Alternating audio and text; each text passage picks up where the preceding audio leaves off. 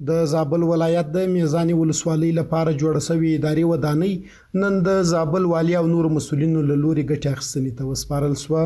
د دې ولسوالۍ ولسوال مولوي عزت الله امیر وایي چې د نوې ودانۍ په بشپړېدو سره به د دوی ستونزې حل شي او د ولس غوښتنو ته به د پخوا په پرتله لا هم ژر رسېدنه وشي. هغه له ولایتي مسؤلینو څخه د لوی لارې د جوړېدو، د اوبو د ذخیروي ډیمونو او تعلیمي برخې ته د لا پاملرنې غوښتنه وکړه.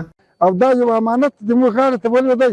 ان شاء الله تعالی د امانت سره به موږ ډېر خیال کوو، موږ به حفاظت کوو. ان شاء الله تعالی موږ ټول اداره به د خیال ساتو او حفاظت پرې کوو.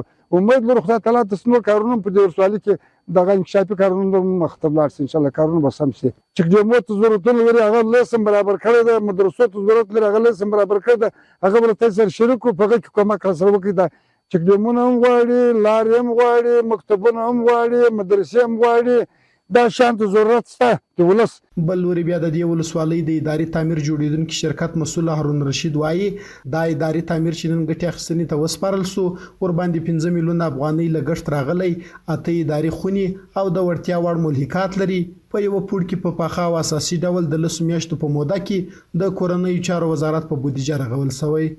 دا پروژه د میزان ولسوالۍ اداري تعمیر ده چې اته وتاکه لري، یو اشپزخانه، 3 تشناب پر 15 میلیونه په حدود 15 میلیونه افغانۍ قرارداد شوی وله، پر حدود د 10 میاشتې کې تکمیل شوله.